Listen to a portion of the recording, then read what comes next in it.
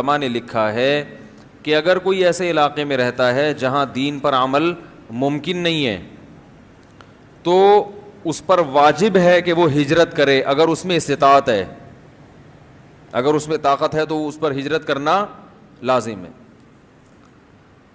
آپ دیکھ لیں آج لوگ کالز آتی ہیں کہ باس جو ہے وہ فرض نماز نہیں پڑھنے دیتا، تو اس مجبوری سے ہم نماز چھوڑ دیتے ہیں، تو اس مجبوری سے تو وطن چھوڑنا فرض ہے، جاب چھوڑنا کیوں فرض نہیں ہوگا بھائی؟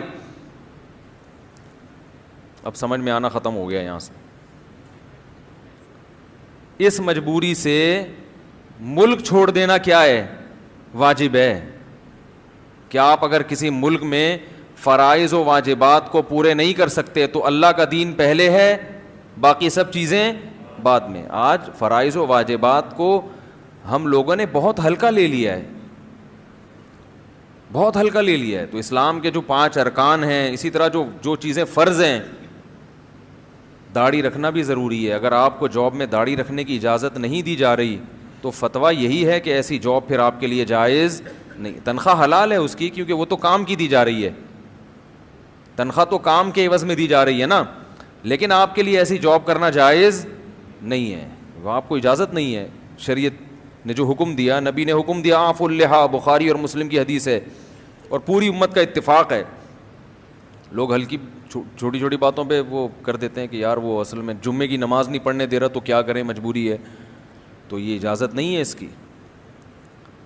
اسی طرح آپ اگر سودی بینک میں جاب کرتے ہیں، انشورنس میں جاب کرتے ہیں، یہ جاب بھی آپ کے لیے جائز نہیں۔ لوگ کہتے ہیں مجبوری میں جائز ہے، تو حرام کھانا جس مجبوری میں جائز ہے وہ بھی اللہ نے قرآن میں بیان کیا۔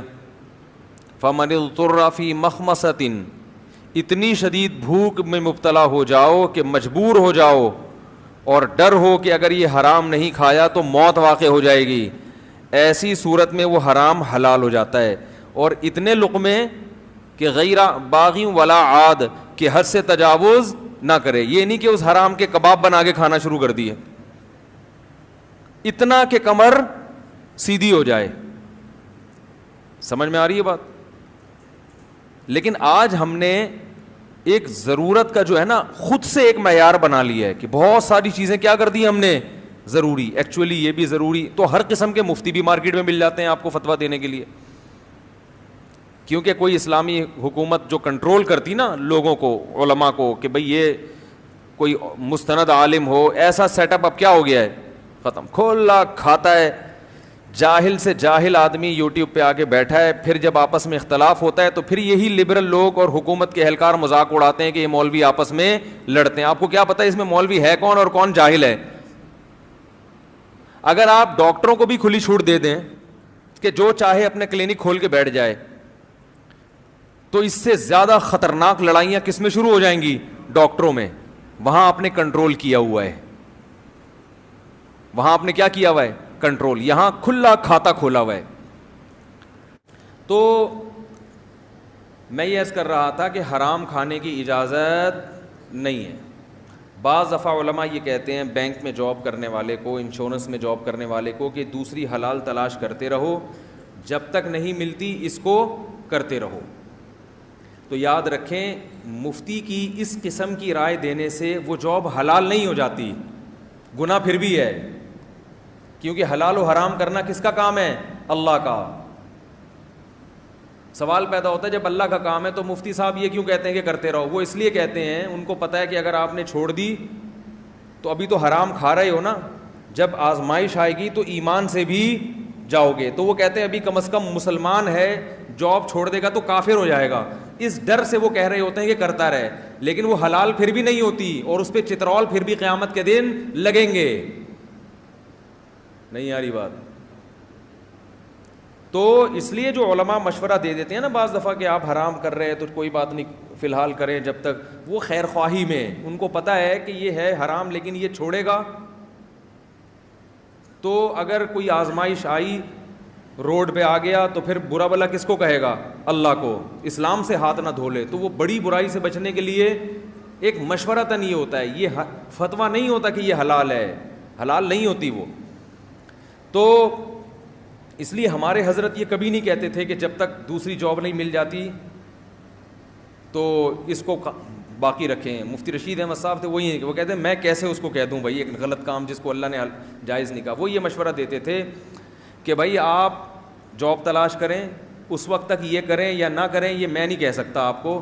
قیامت کے دن آپ نے اللہ کو جواب دینا ہے. آپ اگر اللہ کو یہ جواب دے سکتے ہو کہ اللہ چونکہ میری مجبوری تھی, میرے مسائل تھے, تو اس وجہ سے میں یہ کر رہا تھا, تو آپ کے پاس اگر ایسے دلائل ہیں کہ آپ اللہ کو قائل کر سکتے ہیں قیامت کے دن, تو ٹھیک ہے پھر کرتے رہیں. اور اگر آپ سمجھتے ہیں کہ میرے دلائل اللہ کے سامنے نہیں چلیں گے تو پھر نہ کریں. تو اسی پہ ڈال دیتے تھے وہ کہ میں کیوں بولوں کہ کر بھائی بھائی ہمارے کندھے پہ رکھ کے بندوق کیوں چلا رہے ہو. تو بھائی یہ جو ناجائز اور حرام کا معاملہ ہے یہ ہلکا نہیں ہے, اس کو لوگوں نے بہت ہلکا لے لیا ہے. چھوٹی چھوٹی باتوں پہ شریعت کے حکم کو توڑ دیتے ہیں کہ یار کوئی بات نہیں. ایکچولی ایسے بھی لوگ ہیں یورپ میں, وہ خنزیر جو ہے وہ ڈبوں میں پیک کر کے گھروں میں کہہ رہے ہیں یار میں وہ میک ڈونلڈ میں جاب کر رہا ہوں تو مجھے وہ برگر پارسل کرنا ہوتا ہے. وہ برگر کس سے بنا ہوا ہوتا ہے, اس میں خنزیر بھی ہوتا ہے. مجبوری ہے جاب تو یہ خنزیر بانٹنا کہاں سے جائز ہو گیا بھائی مجبوری میں. شراب بانٹنی کہاں سے جائز ہو گئی.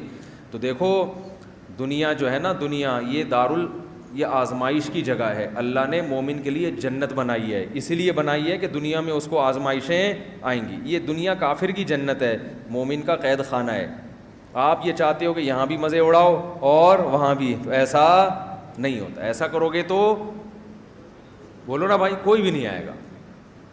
وہ کافر کہے گا کہ تم بھی خنزیر بیچتے ہو, ہم بھی بیچتے ہیں, ہم بھی کھاتے ہیں, تم بس کھاتے نہیں ہو کیونکہ ویسے ہی ابا دادا تمہارے کھاتے ہی نہیں, تمہیں تو ویسے بھی اچھا نہیں لگے گا ہیں, اور درجنوں کھانے کی ویسے ہی اتنی چیزیں ہیں کہ تمہیں کیا ضرورت ہے خنزیر کھاؤ. تو یہ کوئی اتنی بڑی آزمائش تو نہیں ہوئی. کیا خیال ہے؟ تو ہم جہنم میں اور تم کہاں جنت میں.